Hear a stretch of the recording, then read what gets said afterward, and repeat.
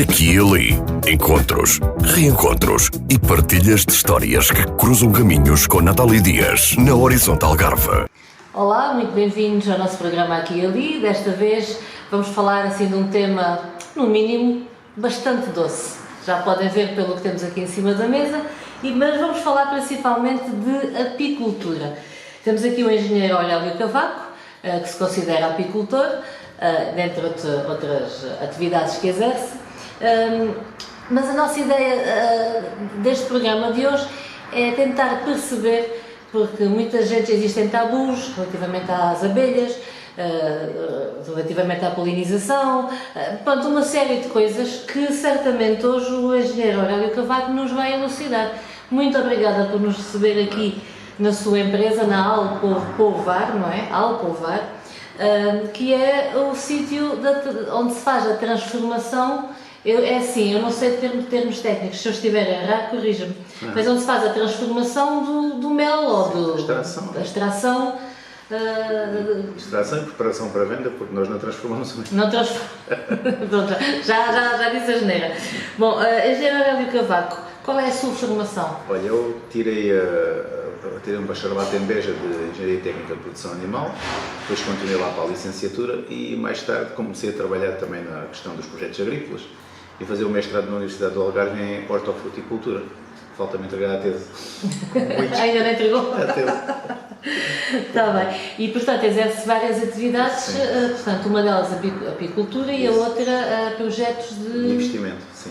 Comecei a fazer projetos já há 20 e poucos anos e as abelhas ainda antes, porque o meu avô já tinha colmeias, depois passou o meu pai e, entretanto, a gente começa a gostar e começa a entrar neste negócio e neste vício, nem saber o que lhe chama desta atividade, e, entretanto, de lá para cá, coisa de... Olha, desde pequenino que recordo sempre. Pois essa era uma das minhas perguntas, como é que inicia a sua atividade na apicultura, portanto, quando é que deixa de ser um hobby para ser uma profissão? Pois, isto, aqui a história de até chegar ao nível de hoje, nós estamos aqui na sede da Alpolvar, mas esta Alpolvar é uma empresa vocacionada, centrada principalmente para os projetos, mas tem outra empresa, que é da apicultura, que se chama... Desculpa, projetos agrícolas. Agrícolas, exatamente. Depois temos outra tenho outra que sou sócio, que é a DNAs, que é uma empresa que foi fundada por 4 sócios, Diniz, Nicolau, Aurélio e Sérgio Dias, as iniciais deram nome à empresa. E essa é que é a empresa que é mesmo só se dedica à questão da apicultura, de produzir vários produtos que a gente há de falar e etc. E como é que surge essa empresa? Pronto, a minha família tinha colmeias, o meu avô tinha colmeias, aquelas colmeias antigas, o chamado cortiço. Aquilo cortiço. Essa é uma colmeia, ok. Sim. Estas eram as antigas, que eram feitas com base na casca do sobreiro, que se tira a cortiça, porque é um produto muito isolante, não deixa passar frio, não deixa passar calor, e os antigos usaram aquilo para produzir apicultura. Então o meu avô tinha, e na altura era um grande apicultor, entre aspas, porque tinha à volta de 180 a 200 cortiços. Já era imenso.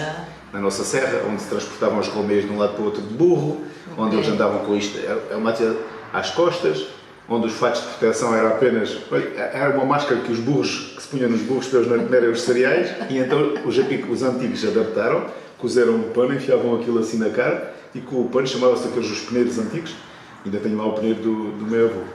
Então ele tinha esse gosto, e então, quando ele faleceu, como tinha 3 filhos, tinha 2 filhas e um filho, 3 herdeiros, dividiram os cortiços. Isto é assim, rapidamente a história, como é que eu cheguei a gostar assim disto.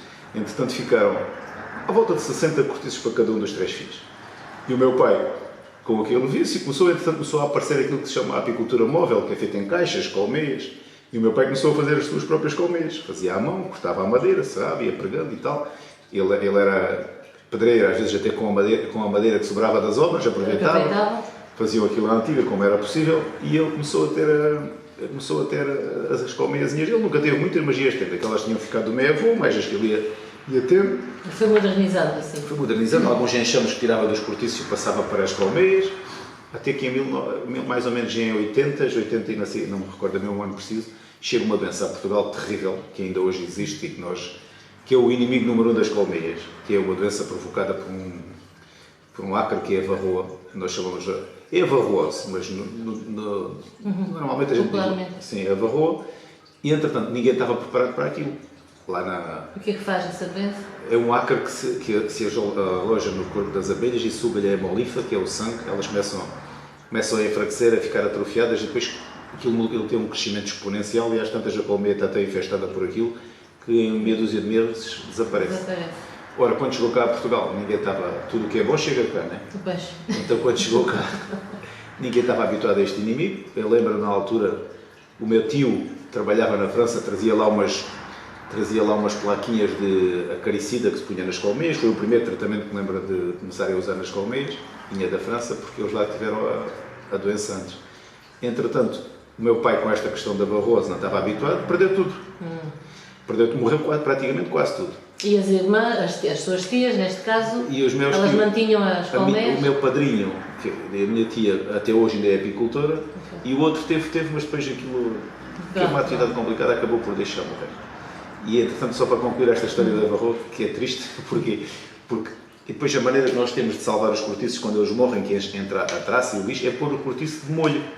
Depois, com a água, morre e no ano a seguir pode utilizar.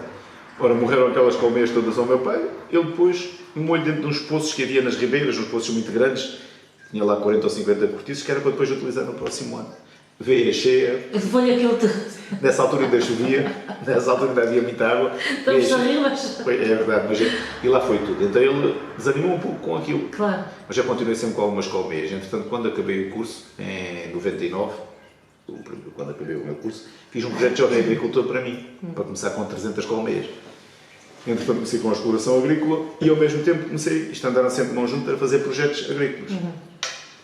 Depois passa 5 ou 6 anos, já há uma altura que eu pensei, sozinho não consigo. É uma coisa das abelhas outra, e não nos projetos. Então só há uma hipótese de conseguir crescer e evoluir. Porquê? Porque para trabalhar em abelhas precisas de carrinhas, precisas de transportes, de homens, de tudo. Ou te dedicas 100% às abelhas, ou então aos projetos, as duas coisas não podia. Então reuni-me com mais esses 3 amigos e fizemos uma empresa em que fizemos 4 projetos de jovens agricultores, em nome das senhoras, das esposas, não sei. E com os 4 conseguimos crescer para 1000 e tal colmeias, já justifica pagar um funcionário, já justificava ter as viaturas. Entretanto, durante 10 anos trabalhamos os 4, fomos crescendo os 4 e mantendo a atividade. E há coisa de 2 anos, 2 sócios saíram e ficámos só 2 com o que temos. E agora? Isso é parecido às vacas, ou sem nenhuma, não é? Pois, também é verdade. Mas como é que é, portanto, o engenheiro Aurélio, portanto, será um apicultor moderno, não é? Da atualidade. Como é que é o dia-a-dia de um apicultor? Bem, a atividade apícola e a grande polémica e a grande discussão hoje em dia é: dá para viver das abelhas ou não dá para viver das abelhas? Existe um pouco aquela ideia de põe-se lá as colmeias no meio da serra, depois vai-se buscar o mel e já está. Mas assim não consegues tirar o lucro das colmeias. Esse tempo já foi. Porque nós, em apicultura, ao dia de hoje, nós estamos em... E as pessoas discutem sempre, as pessoas vendem o mel a este preço, vendem o mel àquele, porque não fazem as contas, porque não sabem o preço que isto dá a produzir, e há sempre aquela discussão. Eu, no dia de hoje, nós estamos em outubro, e nós temos, desde o dia 1 de janeiro até o dia de hoje, nós temos 110 mil euros gastos, despesas efetivas com a nossa exploração apícola. Onde é que gastam tanto dinheiro? São 2000 e tal colmeias. Começa logo bem. O tratamento, para a varroose que falamos, é obrigatório. Então o Estado subsidia, entre aspas. Porque o Estado, segundo a quantidade de colmeias que nós temos, o tratamento custa entre 15 e 20 mil euros. Só o tratamento. O Estado dá-nos 50%. Para nos obrigar a usar aquele tratamento, dizem eles que é homologado, aquela história toda. Quando os espanhóis usam o mesmo princípio ativo a 10% do preço. Mas pronto, só em medicamento nós gastamos uma fatia enorme. Depois, gasóleo está complicadíssimo. Nós tiramos muito pólen, e ao tirar muito pólen obriguei muitas vezes ao campo. Temos que ir todos os dias. Todos os dias mesmo? Todos os dias, porque nós temos à volta de 500, 600 captapólens instalados, então num dia vamos tirar de 200 ou 300, mas depois no outro dia temos que tirar dos outros, porque senão às tantas... E eu ia todos os dias ao campo. No ano passado nós tivemos meses de gastar 1500 euros em gasóleo, e é o preço que o gasóleo está. Mais uma vez, o parente pobre da agricultura não tem direito a gasóleo verde, não temos direito a ajudas ao gasóleo, porque acho que as pessoas não compreendem realmente a necessidade que é usar gasóleo em apicultura. Nós sem as carrinhas não conseguimos trabalhar, as colmeias estão no meio da serra, não é? E pronto, o gasóleo é a energia, o gasóleo é uma fatia muito grande, os medicamentos é uma fatia considerável, o alimento é uma fatia considerável. E depois, Alimento? Alimento para as abelhas, porquê? No tempo do meu avô não precisava. Pois. Havia menos abelhas, havia mais flores, chovia, havia vegetação com fartura, havia flor com fartura. O que é que compram como alimento para as abelhas? Olha, agora, por exemplo, é engraçado porque cá estamos a falar do alimento e está-me a recordar o preço do alimento, que vem dos países da América do Sul. Alguns são feitos à base de açúcar, Sim. eles preparam aquilo e depois vem assim uma pastazinha que se mete em cima das colmeias para ela É tipo uma raçãozinha? É quase como, imagina, um hambúrguerzinho, mas de açúcar. de açúcar, isso. Que estava a um preço, imagina, o ano passado custava 80 cêntimos o quilo, este ano custa 1,80 €. Okay. E o que é que uma coisa tem a ver com a outra? Por exemplo, o açúcar nos países da América do Sul está a ser usado para ser transformado em energia. E o açúcar que a gente usava para as abelhas depois vai ter que ser gasto. E tudo isto tem que ser aumenta. E a grande fatia que também se gasta muito dinheiro é na questão da mão de obra, não é? Porque podemos mecanizar muita coisa, mas saber mexer nas abelhas ainda tem que ser o homem. A gente não tem uma máquina que chega lá e abre a colmeia e diz: olha, este quadro está bom, aquilo não está, aquilo precisa tirar a rainha, precisa pôr uma rainha nova, quer dizer. E então não há como substituir, tem que haver sempre alguma mão de obra. E é uma fatia mesmo também. Quando vocês precisam assim de alguém para trabalhar com as colmeias, é fácil arranjar alguém? Qualquer pessoa pode trabalhar na apicultura? A agricultura já de ser uma atividade complicada. E eu costumo dizer que a apicultura ainda é a mais complicada de todas. E agora a senhora imagine, agosto no Algarve, com as temperaturas que nós temos aqui. E o mel tira-se no verão, julho, agosto. Nós começamos em junho, julho, agosto, às vezes até quase até setembro. Temperaturas enormes. Dentro de um fato, ou dois, porque elas às vezes transpiram, o fato cola a pele e conseguem picar lá igual. Portanto, temos que ir muito bem vestidinhos dentro de um fato com tudo. Imagina trabalhar carregando cargas com pesos. É uma profissão terrível, complicadíssima. Nem toda a gente deve querer. Depois tem o extra, que é as picadas, não é? As alergias, não é? As picas, as alergias e tudo e mais um pouco. A pessoa quando vai trabalhar já sabe de antemão se sofre de alergias ou não. E agora é quando a senhora perguntou a questão da mão de obra, lembro-me que desde que tenho abelhas, e assim, depois nós fizemos esse projeto mais a sério e temos já uma quantidade grande de colmeias, já passaram por aqui 50 pessoas a trabalhar comigo, para 40, 50 pessoas. Umas não gostam, umas depois arranjam melhor, outras começam com as suas próprias abelhas, né? É normal. E temos um empregado que está connosco desde o início, que é um bocadinho a alma disto, porque ele é que está lá todos os dias mesmo em contato com elas. E depois contratamos, este ano contratamos outra pessoa na altura da creche. Mas é complicado, porque é um trabalho muito específico, tem que ser pessoas que gostam do campo. Não ter medo também. Não ter medo, trabalho físico, um trabalho complicado, que sai da cama às 5 da manhã ou 4 para ir fazer a creche e depois anda a sofrer. É quase uma tortura. E como é que é aquela relação mesmo da abelha com o homem? Elas atacam, não atacam? São meiguinhas, não são? Eu acho que as abelhas, eu agora como estou a ficar alérgico, já tenho um bocadinho mais de receio a elas, mas até acho que a abelha, quanto mais agressiva, melhor para produzir mel. E a abelha, como tudo, é a arma que ela tem para se defender. E ela sente que vão lá tirar o mel dela, tem lá para os filhos dela. Quer dizer, é como se nós andássemos a preparar ali o nosso pé de meia e alguém fosse lá e buscá-lo. Porque elas reagem a isso. Elas reagem, é normal. Mas tem um outro lado muito, muito positivo, que é aquele lado cativo, é aquele lado apaixonante, que você vai lá e trabalha uma colmeia e depois vai lá passar de um mês e vê ela já cresceu, já está bonita e você pensa, olha, vou mudar aqui, vou fazer um enxame. É quase numa colmeia tirar um filho e depois chega lá o outro também já está... É fascinante. Como é que funciona essa parte da abelha rainha? Como é que se forma outra colmeia? Isso a mim faz muita confusão, porque se eles só têm uma rainha, como é que depois se cria outra? Sim, mas isto e aqui no nosso país, por exemplo, nós no nosso país temos as 4 estações do ano, tínhamos bem definidas, agora já não vão tanto tão bem, mas mais ou menos. Então isto é mais ou menos, e a abelha é uma reação ao que dá a natureza. E o que é que acontece? Na primavera, começamos logo no início do ano, começa a haver flores, até que chegamos ao pico da primavera, as abelhas andam atarefadíssimas a tirar pólen, a tirar néctar para dentro da colmeia, e a rainha produz e põe ovos com base naquilo que ela sente que chega da natureza. Quanto mais néctar entra, quanto mais pólen entra, mais ovos ela põe. Okay. Ora, o que é que acontece? Quando a rainha põe muitos ovos, quando a rainha tem uma postura muito grande e tem muita criação, a colmeia, que é um espaço limitado, começa a aumentar, às tantas está com muito calor. Não cabem lá. Depois coincide quando as temperaturas também começam a levantar. Okay. Depois há 3 ou 4 fatores que levam aquela colmeia a enxamear, que é o quê? A rainha quer pôr ovos e não tem onde pôr. Já não tem espaço. Pois. Depois as abelhinhas querem fazer cera e também já não têm, porque já está tudo cheio. a falta de espaço, as reservas que são muitas, a rainha querer pôr ovos e já não ter espaço. Bem, instala nelas a vontade de enxamear, o instinto de fazer, por todos os animais, Enxamear traz para ter um filho. Por sair de casa. Sim, todos os seres vivos têm que se multiplicar. Sim. Né? E então como é que a abelha faz? Quando ela já não consegue, começa a entrar em stress, tem que mudar de casa, e então ela vai mudar de casa, leva uma quantidade de abelhas atrás. É por isso que nós já às vezes no final da primavera vimos muitos enxames de um lado para o outro, e ouvimos contar que entrou um enxame numa casa, que entrou um enxame não sei onde, porquê? Mas elas estão só a descansar, não é? Geralmente. Às vezes, por exemplo, nos touros das janelas, elas achavam que seria uma boa casa para viver, então adotaram aquela casa. Ok. Mas o que é que acontece? Quando a rainha se sente não ter espaço, ela atrai uma quantidade de abelhas. A rainha é que sai. A rainha é que sai, a abelha velha. Nós até costumamos chamar-lhe a rainha velha. Ok. A rainha velha sai, ela liberta um cheiro que é a feromona. Sim. E as outras todas vão juntinhas a ela e ela é como se, pronto, ela vai e elas vão atrás. Mas ela nunca sairia da colmeia sem deixar condições daquilo sobreviver, não é? Tem que deixar outra rainha. Tem que deixar, ou pelo menos condições para se formar novas rainhas.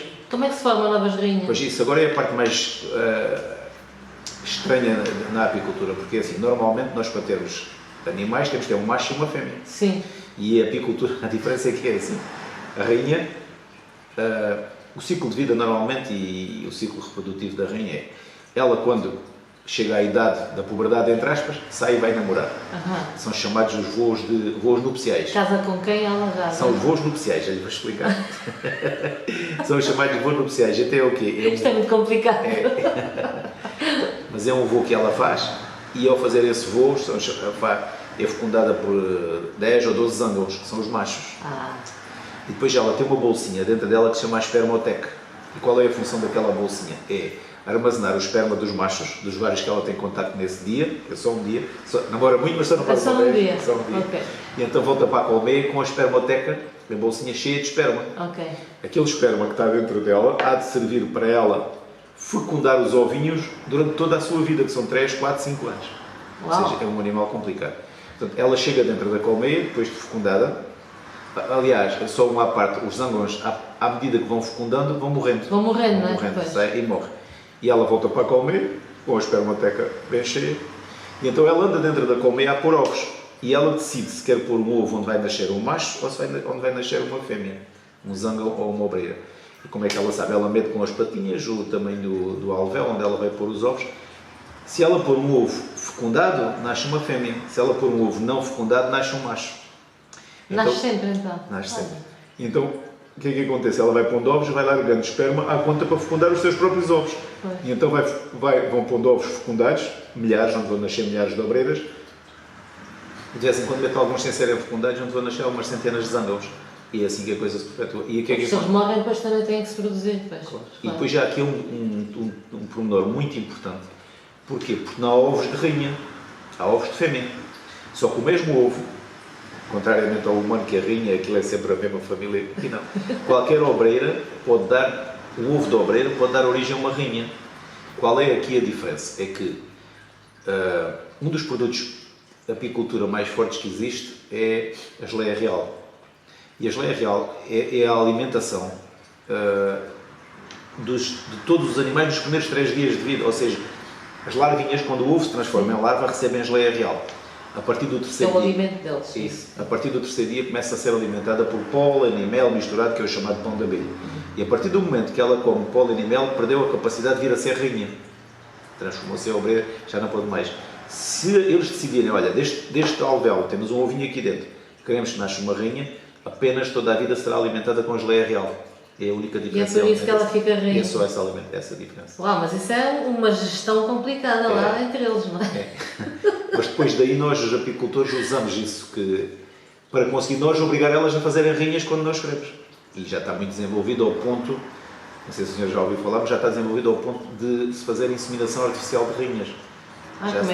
Já se tira as rainhas, mete-se tem que ser com um microscópio, não é? Claro. E depois com um aparelho próprio, em que se tira o sêmen dos machos e vai-se inseminar as rainhas, como se faz com as vacas, com as ovelhas, tudo, chega-se a esse ponto. Nós, na nossa exploração, ainda não chegamos tão longe. Em Portugal já se faz, mas ainda não chegamos tão longe. o máximo que nós fazemos é a criação das rainhas, obrigamos elas a fazer rainhas. Como é que as obrigam? Em criadeiras nós ao tirarmos a rainha mãe lá dentro, as que ficam lá sentem a necessidade de uma rainha. Então toda a colmeia vai trabalhar em prol daquilo para fazer novas rainhas. E nós artificialmente proporcionamos as condições para conseguir fazer rainhas. Mais leia real, talvez. Mais leia, elas produzem, elas sentem a rainha lá para fora, vão produzir mais leia real. E pronto, já há muitas técnicas para isso, inclusive feromonas artificiais que se metem lá dentro, que elas sentem que não têm a rainha e vão produzir mais. Depois, a partir dali, é fazer desdobramentos, é fazer enxames, que é mais um negócio, também se vende os enxames e também se faz desdobramentos. E eu que lhe dizia no início da nossa conversa hoje em dia as abelhas morrem muito por doenças, por falta de inseticidas também, pelas secas. Isto está muito agressivo e a abelha é um animal muito sensível. Então nós, desde o verão que acabamos a nossa época até à outra primavera, vamos ter uma mortalidade que por vezes ultrapassa os 20%. O que é que significa? Que na outra primavera temos que fazer no mínimo 20% para não baixar o efetivo. E então é um ciclo. Elas morrem, a gente faz mais desdobramentos, elas morrem, vamos sempre nisso. Estão sempre nisso. E esse é mais ou menos o vosso dia-a-dia. É muito apicultura. Temos sempre trabalhos que fazer. Aquela máxima das pessoas, principalmente nas redes sociais, que se as abelhas não existissem, o mundo acabava e não sei o quê. O que é que acha dessa? Eu acho que é assim, sinceramente, acho que se as abelhas acabassem, não era só as abelhas que acabavam os insetos todos, não é? Ou supostamente, ou acabar os insetos, porque não são só as abelhas, já há imensas espécies de abelhas. Não são o único animal que faz a polinização. Pois uma coisa, nós não conseguimos ter comida, não conseguimos ter fruto, não conseguimos ter nada se não haver polinização. E a abelha, sem dúvida, é um inseto, tem uma responsabilidade tremenda na questão da polinização. Portanto, se eram 7 anos, como eles dizem, não sei agora, as abelhas desaparecerem, seria certamente um mau indicador para a natureza e para o ser humano, mais cedo ou mais tarde, isto estava tudo muito condenado, acredito. Principalmente para a polinização, para as novas. Isto não é uma questão de falar por paixão às abelhas, é mesmo a realidade. Eu acho que as pessoas nem se apercebem o quanto as abelhas são um espelho do que se passa no nosso clima e no nosso ambiente, etc. Se o clima está a sofrer com as alterações climáticas, com a poluição, com a falta de água, as abelhas são as primeiras que nos dizem.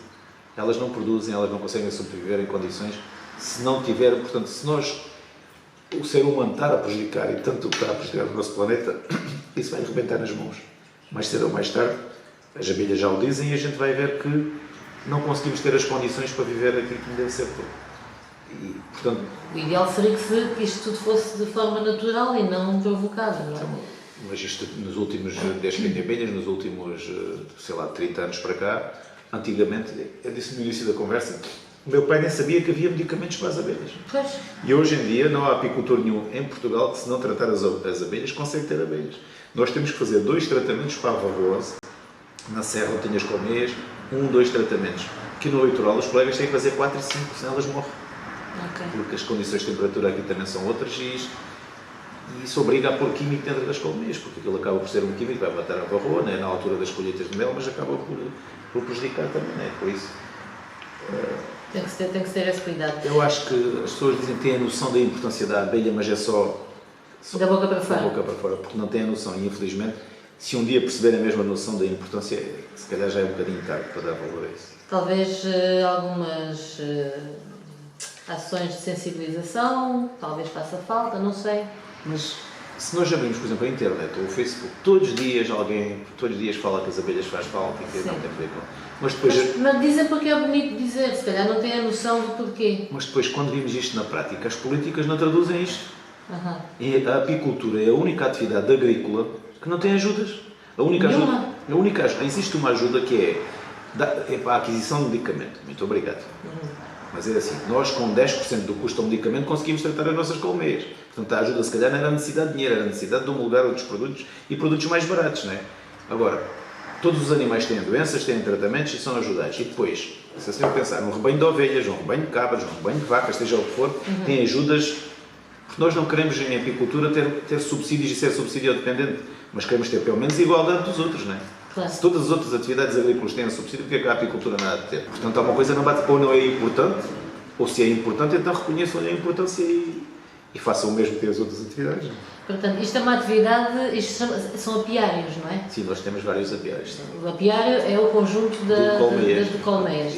Portanto, isto é uma atividade que tem que ser legalizada, portanto é legalizada. Sim.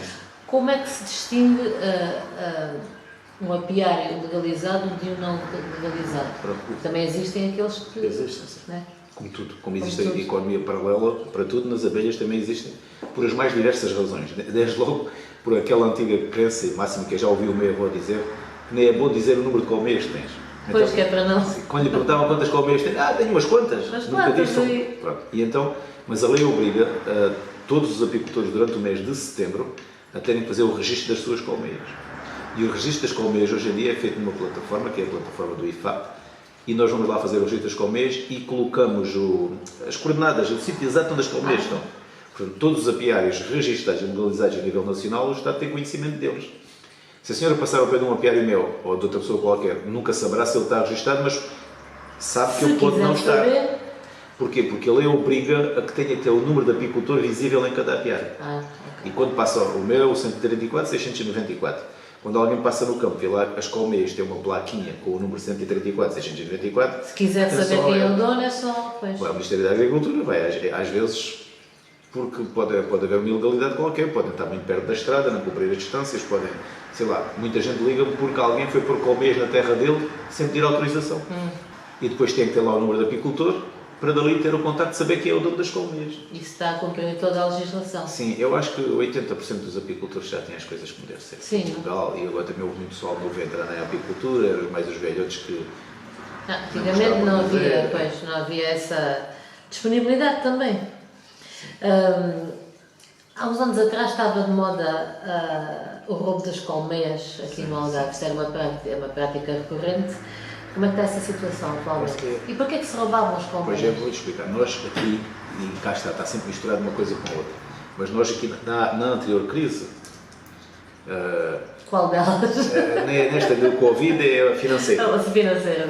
O que é que aconteceu? Foi a altura que nós tivemos mais clientes aqui. Porquê? Porque a vida estava tão complicada que as pessoas viravam-se para a agricultura. Okay. Só de apicultura nós instalámos aqui, como jovens agricultores, para cima de 100 jovens agricultores. O que significa que houve 100 e tal pessoas a comprar 300 colmeias. As fábricas fazem as caixas, mas as abelhas não fazem. Então as pessoas precisavam comprar enxames. Houve um ano, imagino que é 100 pessoas a precisarem de 300 colmeias para atingirem os números.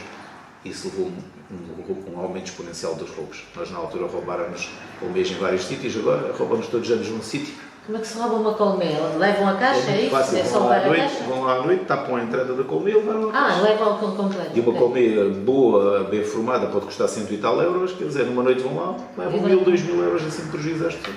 Okay. E agora acho que com esta questão da guerra, aumento dos preços, etc., as pessoas vão se voltar de novo a olhar para a agricultura. E vai haver de novo outra vez mais roubos, porque você as suas árvores têm na sua terra, mas as colmeias já têm espalhadas pela serra toda. Não têm raízes. Eu estou na minha casa, sei lá se à noite não vai alguém roubá-las e... Claro. É uma coisa mais difícil de controlar. Vocês têm a noção de quantas abelhas tem cada colmeia? Eu sei que não é para contabilizar uma por uma, mas a bibliografia diz o número, a gente vai acreditar, não é? Normalmente uma colmeia bem povoada tem 50, 60, 70 mil colmeias.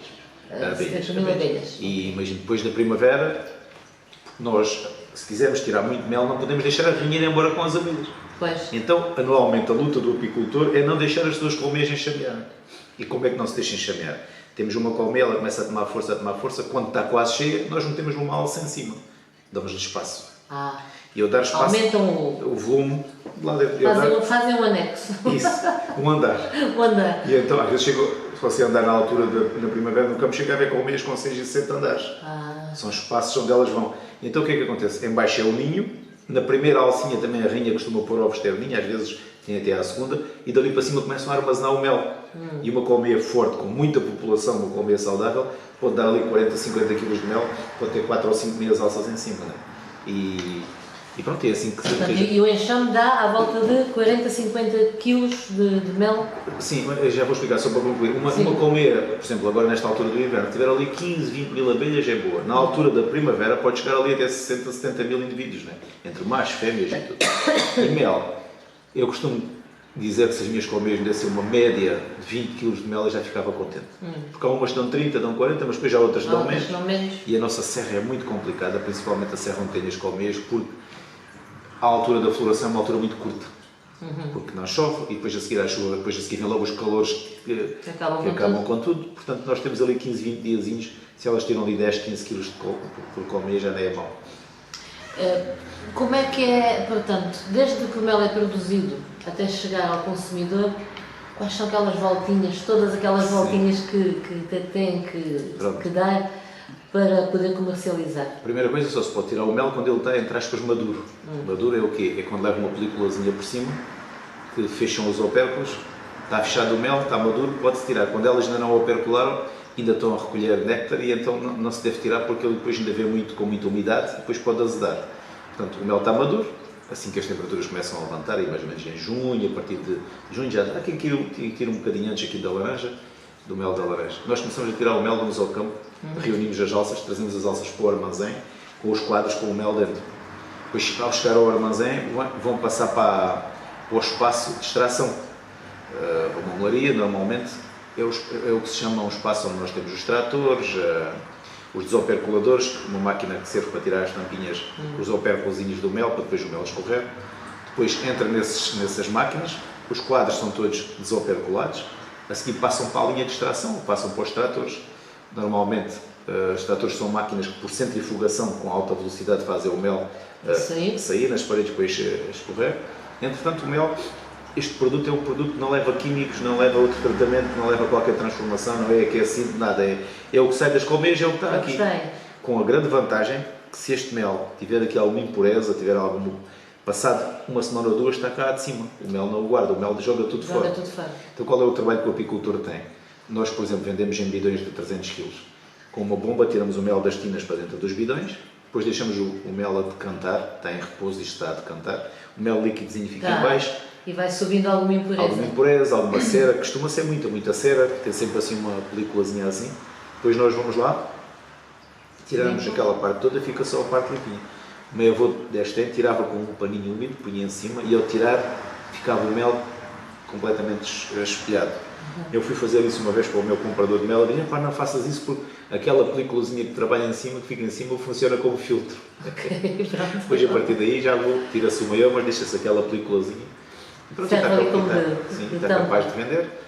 Quem vende em bidões como nós, não é? Há pessoas que enfrascam e depois vão rotular e vão vender em frascos e depois ainda têm o trabalho de enfrascar. Vocês seriam quase maioristas, então? Sim, nós, também porque a minha atividade, a outra não me dedico a isto 100% e eu dedicar a isto obrigava a ter outra pessoa ainda para enfrascar e para rotular e depois para andar distribuindo de lojas, depois para ir receber os dinheiros e depois...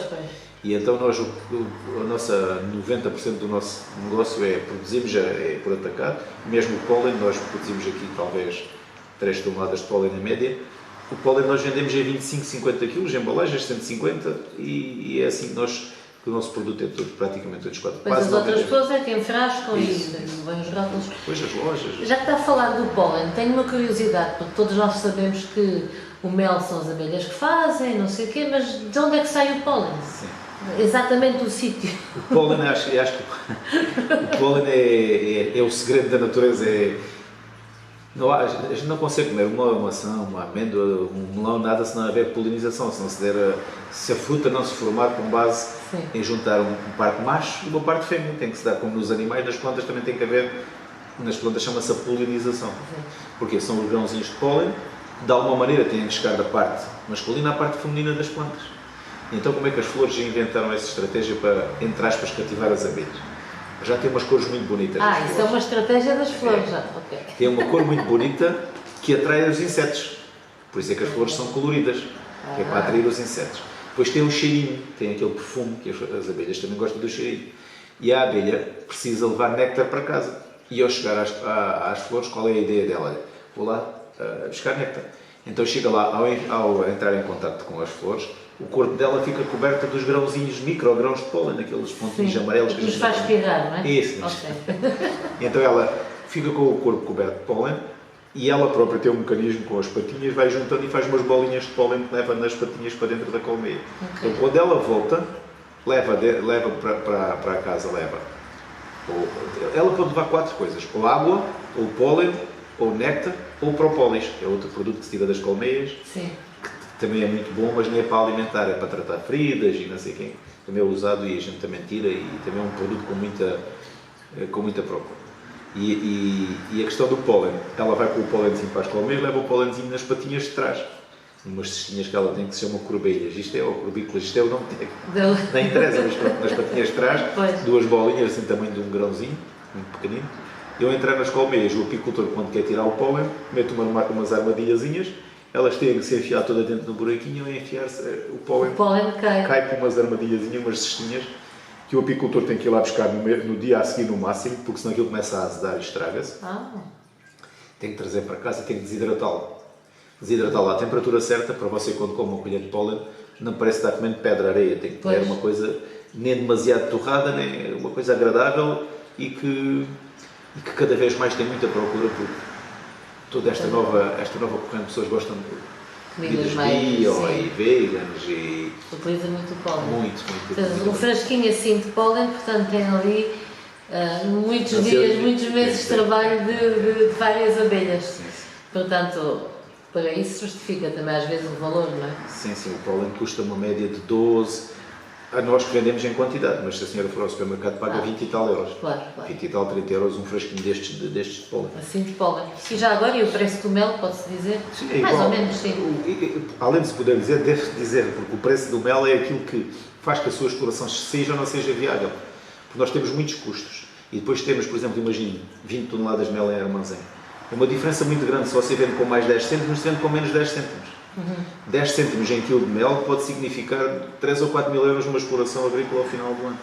E então o preço do mel não tem aumentado como as outras coisas, era bom que aumentasse, o vidro aumenta, as caixas, as colmeias, do ano passado para este ano aumentaram. Olha, vou-lhe dar um exemplo, um bidão de mel de chapa.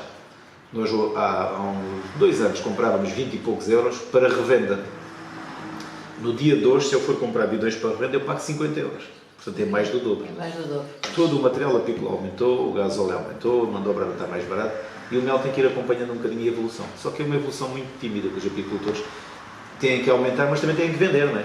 Pois, porque depois, se estiver muito caro, deixa-se de vender. Depois fica nas prateleiras do supermercado, porque não é um bem essencial que a pessoa não consegue ver com aquilo. Portanto, em vez de levar 2 kg, só leva 1 e tudo isto está. Nós vendemos em média, e o ano passado vendemos 4,30€, 4,40€. É o preço quilo em bidão. Em bidão. Se for em frasco de quilo, já vai para 6,5, 7, mais ou menos por aí. Mas o nosso produto, como o nosso foco é quase tudo em bidão, este ano a ver se aumenta um bocadito. Estávamos a tentar vender um bocadinho mais alto, a ver se é às 4,5, 4,70, já é um preço... Diga-me uma coisa, existe um bocadinho a ideia, não sei se é verdade ou não, portanto vocês vendem o mel... são maioristas, não é? Sim. Há alguma maneira de adulterar o mel para que a pessoa tenha mais rendimento? Não da vossa parte, mas às vezes já quando... Eu tenho, por exemplo, eu além de gostar muito das abelhas, também eu vou muito, tento ter mais conhecimento e vou a congressos lá fora e a reuniões, etc. E um dos problemas está em cima da mesa, mas para mim é um problema porque eu produzo o meu mel é 100% puro e pode ir a todas as análises, mais alguma não tem problema. Mas o que é que está a acontecer na Europa e o que é que está a acontecer muito?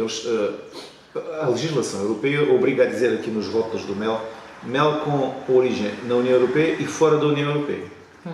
E então, o que é que muita gente faz? Você vai comprar mel de rosmaninho e compra o nosso mel. Isto nem é bem uma adulteração, neste caso, até quando as pessoas falam de adulteração, acho que falam mais de mistura de açúcares e coisas do género. Pois.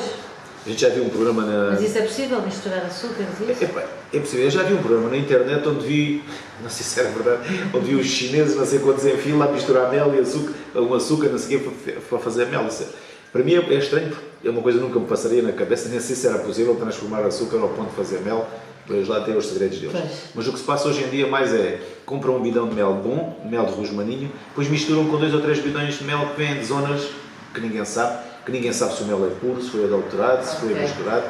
E depois a gente sabe uma coisa, o açúcar está caro, mas o açúcar está a 1,20€ e o mel está a 4. Se conseguir transformar aquele açúcar com aspecto de mel, está a vender por 4€, uma coisa que custou 1, não é? Pois tem que haver uma adulteração, de vez em quando nós ouvimos dizer que é apanhado uma situação não sei onde, portanto alguém o fará. Eu aqui acho que ultimamente, e Portugal e Espanha, nem é a questão é comprar produto que eles nem sabem a origem daquilo. Muitas vezes pode vir adulterado e acho que inclusive o nosso mel é mais valorizado porque usam o nosso mel para misturar a outros, penso eu. E como o nosso mel tem um teor, por exemplo, você pode dizer que o mel é de origem botânica monofloral de rosmaninho, se tiver uma percentagem, imagino, superior a 16% ou 18% de rosmaninho. O nosso mel da nossa serra chega até 40% e 50%. O que é que significa? Um bidão de mel de rosmaninho da nossa serra mistura-se com 3 bidões de mel da China, que não tem rosmaninho nenhum, e vão fazer as análises e ele tem lá mesmo os 16. Pois. E então... Porque tem alto teor de... Acho que nem é bem adulterar, é mais... As misturas. As misturas que eles fazem. E quantos tipos de mel há? Ou seja, a de alfarroba, a de... Não, nós, sim, os que são mais conhecidos. Nós aqui na nossa zona, e aqui no Algarve, nós temos o mel laranja, que é um mel... Laranja? Mel laranjeiro. É um mel cada vez mais difícil de tirar, porque a cultura intensiva... A laranja começa a perder espaço, o abacate começa a conquistar. E o abacate dá um mel mau. É um mel escuro, o mel laranja não é um mel muito saboroso, um mel mais fino, que as pessoas gostam muito. O mel do abacate já é um mel assim mais escuro, mais pronto.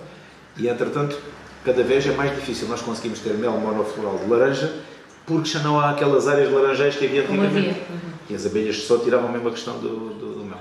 Depois também nós já tirámos algum mel de framboesa, porque também já há dimensão que justifica. Por exemplo, mas nas estufas? Nós tirámos nas estufas porque nós fazíamos polinização de estufas, chegámos até 300 colmeias numa quinta de framboesas. E então, quando nós metíamos as colmeias dentro da estufa, que ela estava em plena flor, e metíamos as alças em cima e depois tirávamos, aquilo era de framboesa de certeza. E então o mel também assim mais... Cada mel tem as suas características. E nós aqui na zona do Olé, o mel que eu gosto mais da zona do Olé, e gosto muito, por ser característico da zona do Olé, é muito fácil de apanhar noutras zonas, eu conheço muitas zonas do mel, que é o mel de tomilho. O mel de tomilho da zona do Olé é um mel, sabe, assim, os repousados antigos que nós chamávamos. Esses, mais ou menos. O mel assim, há pessoas que não gostam. E pronto. E depois também temos aqui na nossa zona, o mel da alfarroba, também não se consegue... Que é mais escurinho, não é? Que é mais escurinho. E atenção, a alfarroba tem 2 tipos de méis. É porque a alfarroba dá a flor, o mel que se tira da flor da alfarroba, e o que se tira da melada. A alfarroba dá aquela gotinha na altura, certo? Portanto, as abelhas vão buscar os 2 tipos de méis. E depois temos outro mel também muito específico aqui da serra, que é o mel de madronha, que é um mel muito sui generis, porque é o mel amargo, é um doce amargo. Deve ser esse que fazem, que agora há nas feiras que dizem que é para diabéticos, se calhar, não é? Sim, dizem que sim. E nós metemos, por exemplo, na altura que nós tiramos o tal favo, você mete um bocadinho de favo na boca, se for mel de medronho, você não consegue ter na boca de tão amargo que ele é. É muito amargo, a esse ponto. E depois temos o mel multiflora, que é um mel que tem muitas misturas, e temos o nosso ex-libris, que acho que é o mel melhor de todo que aí está, e que é o mel de rosmaninho, que é o mel que é estas cores clarinhas, acaba por cristalizar, porque as pessoas têm... Há uma crença que o mel cristaliza é mel adulterado. Pois, existe essa ideia, não é? Mas convém esclarecer às pessoas uma coisa: o mel que não cristaliza nunca pode ter sido adulterado, pode ter sido nem adulterado. É um mel que passa, imagina, é pasteurizado e então tem umas temperaturas tão grandes, o mel fica quase cozido e acaba por já não cristalizar. O mel puro cristaliza. Pode demorar 1 ano, pode demorar 10, mas o mel puro acaba por cristalizar. Eu nas minhas colmeias da serra, depende da floração, da chuva, há anos que, passado 2 anos, o mel está a cristalizar. Há outras alturas em que o mel passa anos, depende da flor, depende muito da situação. Mas o mel puro acaba por cristalizar. Portanto, o mel está cristalizado não é sinal de açúcar, às vezes é o contrário. As pessoas não conhecem. Pois não, quem não sabe... E se eu oferecer um fresquinho de mel a alguém cristalizado, as pessoas dizem, está-me a oferecer açúcar. A gente sabe que é assim. Mas também há outros produtos derivados do mel, a nível de cosmética. Sim, isto é Eu, ao longo destes anos, comecei a produzir aquilo que me dá dinheiro.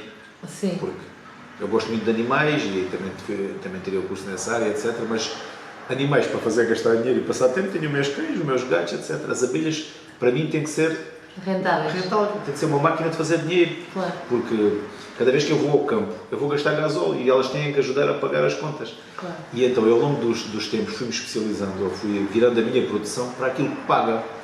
Porque há muita coisa, mas criação de rainhas, paga. Há colegas que só fazem mesmo criação de rainhas para vender para o país todo e, inclusive, mandam as rainhas, as abelhinhas no CTT e a pessoa recebe em casa as caixas. Sério? Mas isso está muito em voga, isso é comum, já não é uma coisa rara entre os apicultores. Nós temos alguns contactos no país, a gente pede uma encomendazinha, paga uma rainha fecundada 15, 20 euros uma rainha virgem paga 3, 4 euros. Para quê? Para depois, quando eu faço o meu enxame, elas Já tem ali aquela garantia. não precisa estar 20 dias à espera de fazer uma rainha, meto ali aquela. E já ganho 20 dias, que às vezes em certas alturas do ano é muito importante. Pois. Porque a rainha vive em média 5 anos, mas ela tem o fator produtivo fortíssimo, primeiro, segundo, terceiro. A partir do terceiro ano começa a descair muito a postura. Se você tem uma rainha velha numa colmeia, Já não temos o estante. o velhote não vai jogar futebol, não é? Isto é como tudo. E então ela já não consegue dar aquela vitabilidade e aquela energia que a colmeia precisa. Então, países mais desenvolvidos em apicultura substituem a rainha todos os anos. Nós chegámos a ter 80% das nossas rainhas, porque depois marca-se as rainhas. Há um código internacional de cores que diz que são 5 cores. As nascidas no ano 0, 1, 2, 3, como é que é? 0, 1, 2, 3, 4. Depois começa 5, 6, 7, 8, 9. O 0 e o 5 é a mesma cor, é uma pintinha branca, uma pintinha amarela, uma pintinha verde, azul e vermelho. Foi a pintinha onde? No tórax da rainha. Ok. Aquilo há máquinas e há aparelhos para ajudar a marcar. Nós já tínhamos tanta prática a marcar rainhas que Consegue apanhá-la? aquilo é umas cantinhas próprias, nós vamos metendo o dedinho em cima assim, com a força certa, porque carregar muito esmaga-lhe e acabou a rainha. E depois pinta-lhe o tórax com a força certa, porque se carregar muito também faz um buraco. E entretanto, porquê? Porque nós chegamos à colmeia e ter lá uma luzinha amarela no meio das outras vê-se muito fácil, se não tiver marcadas é quase impossível conseguir descobrir. Ou seja, a caneta é fluorescente, é algo que tem uma cor dá viva. para ver bem. Quando você abre a colmeia e acha a rainha, sabe que a rainha está ali, pode trabalhar à vontade na colmeia, pode levar abelhas, pode fazer o que sabe que não vai estragar aquela colmeia. Pois. Senão tem que estar a ver-se com cuidado. Portanto, a marcar a rainha era importante, nós tínhamos já quase 80%. Eu estou dizendo que tínhamos porque entretanto comecei a ficar alérgico e perdi um bocadinho o controle disso. Estou a tentar contornar essa situação. Mas pronto, entretanto começámos a virar a nossa exploração para aquilo que realmente interessava. Por exemplo, naquela altura que nós falámos ainda agora da questão dos roubos, nós nesse ano chegámos a fazer 900 enxames.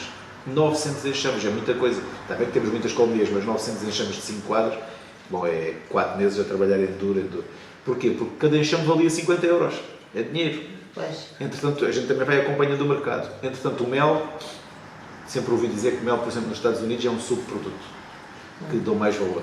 Nós, nos últimos 3, 4 anos em Portugal, temos um fenómeno que é a questão da necessidade de colmeias para polinizar amendoeiras no Alentejo, abacates aqui, porque os agricultores e quem produz muito tem que se mentalizar, e é a realidade, que se não tiver lá abelhas não produz 50% do que produzia com abelhas por perto.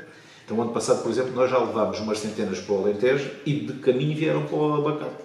Foram trabalhar na amêndoa e a seguir vieram trabalhar no abacate. A abelha trabalha assim. E neste momento, onde nós ganhamos dinheiro, onde faturamos é o mel, que é sempre importante. É o produto final. Produto final. Na cera. A cera também tem procura e nós também conseguimos sempre fazer algum dinheirinho em cera. E é ali 10% do mel em cera. Pólen. O pólen é um bom mercado. Se o pólen tem por exemplo, o mel, se eu não o vender este ano, vendo daqui 1 ano ou 2, ele está em condições. Porque não se estraga. O pólen estraga-se. Portanto, o pólen tens de ter mercado, tens de ter clientes, tens de saber trabalhar e saber acondicionar. Portanto, e enchamos. E agora a polinização, portanto, são 5 coisas. Engenheiro Aurélio, a conversa está muito boa, mas estamos mesmo a chegar ao final do nosso programa e eu queria aqui uma última pergunta, que se tivesse que enviar algum recado a alguém, a quem é que enviava e o que é que diria? Se calhar cai naquilo que todos vão, mas a gente tem que falar, o nosso governo está-nos a governar, não é? Mas queria que alguém realmente olhasse para a apicultura, não para os apicultores, para a apicultura, como a falta que a apicultura faz no mundo e no nosso país. Nós, enquanto fomos assim tão maltratados, o parente pobre, não temos ajudas para o gasóleo, não temos ajudas para absolutamente nada, não temos um subsídio para ajudar a manter as colmeias como todo, ou então acabem com o subsídio em todas as atividades. E nós estamos em pé de igualdade. Tinha que ser igual para todos. Agora, nós não estamos em pé de igualdade. E se não tivermos uma ajuda do governo neste sentido, porque eu nesta entrevista acho que falei um bocadinho do mundo cor-de-rosa das abelhas, mas não transmiti a dificuldade que é sobreviver à apicultura hoje em dia. E nós mais ou menos vamos mantendo porque temos muito. Agora o apicultor médio, 300, 400 colmeias, não consegue. O preço que o gasóleo está, o preço que as despesas estão, a pessoa não consegue sobreviver com os custos que tem. De maneira que, se não olharem para a apicultura como algo que realmente faz falta, como faz, a apicultura está condenada. Engenheiro Aurélio, muito obrigado. Obrigado por nos ter elucidado, também por nos ter mostrado, mas isto é assim, é muito difícil estarmos a filmar o depósito e toda aquela parte não é, do fabrico, da transformação, da comercialização do mel. Fica o convite. para em junho vir cá quando o mel está a correr, que é para fazer uma pequena filmagem, sim senhor. Muito obrigada, e a vocês que nos acompanharam aí desse lado, obrigada novamente por nos acompanhar semanalmente, desculpem a repetição, e prometemos estar presentes novamente na próxima semana. Sigam-nos nas redes sociais e podem ver e rever a entrevista através da nossa página oficial da Rádio Horizonte. Obrigada. Bom dia, obrigado. Aqui e ali, encontros, reencontros e partilhas de histórias que cruzam caminhos com Natália Dias. Esta quarta-feira, às 11 horas, com repetição às 21 horas. Aqui e ali é uma parceria com o jornal A Voz do Algarve e conta com o apoio Golden House Imobiliária, a sua imobiliária de confiança há mais de 20 anos em atividade no Algarve.